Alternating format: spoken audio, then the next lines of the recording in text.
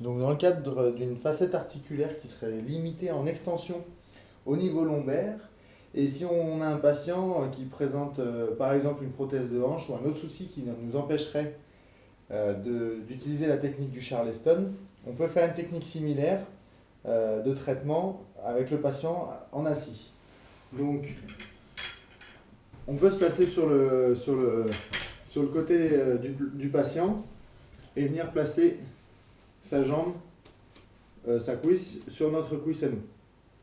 De cette façon, on va pouvoir travailler. Autre solution, sinon, on peut prendre un livre, par exemple ici, les 1001 bières qu'il faut avoir goûtées dans sa vie, édition Flammarion.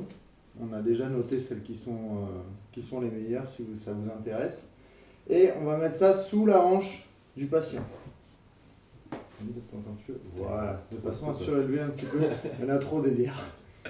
Et du coup, de façon à surélever un petit peu le bassin, on amène déjà une inclinaison gauche. Alors là, ce serait dans le cas où notre facette articulaire gauche serait limitée en extension. Du coup, le mouvement qu'on va chercher à créer, c'est l'inclinaison gauche qu'on a déjà créée ici avec nos 1001 bières, et rotation gauche et de l'extension. Donc après, la prise de main est classique, on se place au-dessus de l'épaule, on vient saisir le flanc du patient. Avec la main postérieure, on vient palper au niveau lombaire pour amener ici de l'extension, de l'inclinaison gauche et de la rotation gauche.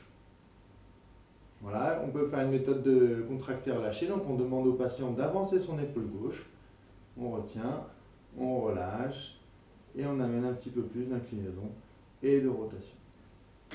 De cette manière, on peut traiter le patient, même si celui-ci, avec sa prothèse de hanche par exemple, ne peut pas subir la technique du Charleston.